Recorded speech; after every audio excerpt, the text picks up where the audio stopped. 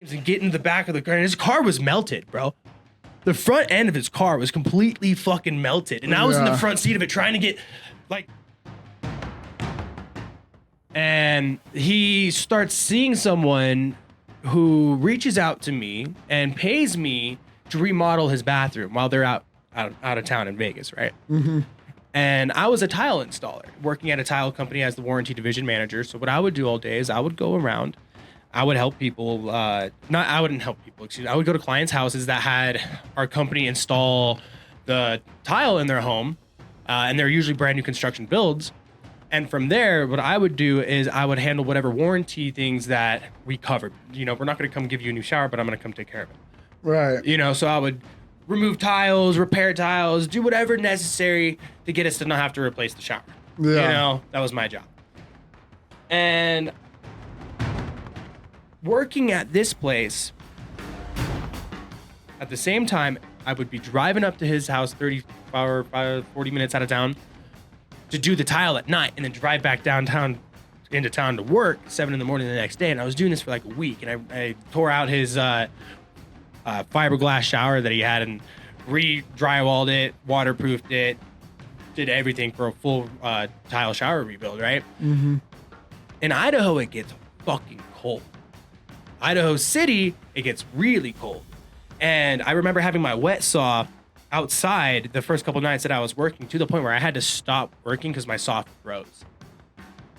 It was negative 10 degrees outside. Oh, God. And I was cutting tile with bare hands, fucking going back in and going back out, going back in and going back out until my saw froze shut. It stopped. The rail, the guide platform that sit the tile on it, and it has the water bed under it, froze and would no longer move because there was ice fucking crystals on it and shit. And I was like, all right, time to call it a night, right? Yeah. So the next night, I set my saw up in his barn, and his workshop barn. And he didn't build this place; he bought it. So the guy that built it did not have any sort of siding, proper insulation. It was basically a plywood structure.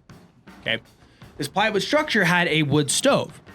So it was negative 10 degrees out. I fired up the wood stove. I had my saw in there, you know. Worked again until about 4 a.m. Mm-hmm. 4 a.m. comes around. I got to go to work the next morning. It's time to wrap it up. So I clean up, go to bed, call it a night, check the surrounding area to clean all my tile shit up, you know, and I go turn off the barn light. Mm-hmm. This barn light was wired in a way that when you turn the lights off, the ceiling fan, and it was a 2-story fucking shop barn. It was huge, like 2 or 3 story structure. This thing was way bigger than it should be. And the fans would kick on, okay? So I go to bed, and I'm in the middle of nowhere, Idaho. There's not a property around me for an acre or two, right? Mm-hmm. I hear glass break. It wakes me up. I'm asleep. I'm like, what the fuck? Who the fuck is breaking in? I'm in the middle of nowhere, right? And I had my dog, my big old Great Pyrenees. He was with me out there too. Yeah. He woke up and was like, what the fuck, right? Dude, and I run down the stairs, and I'm in a 2nd story, and I just see hellfire, flames, lighting up the entire living room of his fucking, dude, not even kidding, lighting up his whole fucking living room of his house. And I go out there, I'm like, no fucking way. His whole entire barn was not only starting to go up in flames, but like, dude, I shit you not. Like blowing up? Dude, blowing out the windows from the flames of the heat. That's what woke me up, was the sound of the glass windows on the shop fucking breaking from the glass. My God. And I would go out there and I'm like, no fucking way. No fucking way. No, and and mind you not, I'm in the middle of the forest. Yeah, no, that had to be scary as shit, huh? First thing that runs through my head, dude, I just started a fucking forest fire. I was freaking out, dude. I was like, oh my God. You just see a big ass explosion go off, dude, right where you just were. And so literally, this structure, like I said, was 2 stories. And it was surrounded by giant forest trees. So the tree immediately next to it catches a blaze. 40-foot fucking hellfire. right?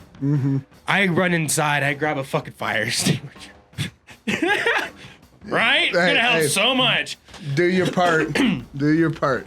And I'm like, no, dude, my tile saw, brand fucking new $2,000 tile saw that I just bought like a week before. This dude was in the fucking middle of the hellfire, so I'm trying to go get it out, and like, I fucking opened the door and let all the fucking flame breathe, not knowing, and make the fire even bigger and try to fucking get my tile saw, burn my whole left side of my arm. Right? Oh, and so I run back inside and I go get the stuff of mine that I have, like my clothes, and fucking go throw it in away. So I had something to wear. I was fucking wearing nothing, dude. And so straight naked. And at this point, I'm like, holy shit. And I get a phone and I don't know my homie's address. I just know how to get there. It's in the middle of nowhere. So I call and I'm like, fuck. Like, I don't know my address. Like, dude, there's a fucking fire. I don't know where I am. You're like, trace me back. Figure it out, dude. Like, this is about all I can fucking do. I gotta get out there and start hosing shit down, dude. Like, and I'm like, wait a minute, 69 Wilderness Way. That's the address. Get the fuck out here, dude. Literally. And so I'm in my chonies fucking hosing down the side of his house, trying to keep his house from going on fire. And funny thing is, he's like, dude, you should have just let my house burn, insurance. And I was like, literally hosing it down, right? And he's not even there, right? And I'm like freaking out, waiting for the fire department. Nobody showed up. I'm literally the only fucking thing against this 40 fucking foot flame, right? And so it gets to the point where I'm just like, dude, I gotta get the fuck out of here. I'm gonna die. Like, this shit's real. Like, this is gonna fucking, wow. All right. So I'm trying to get my dog to fucking like get down the stairs. He's got like this giant drop off that you have to like go past the flames to get to his car.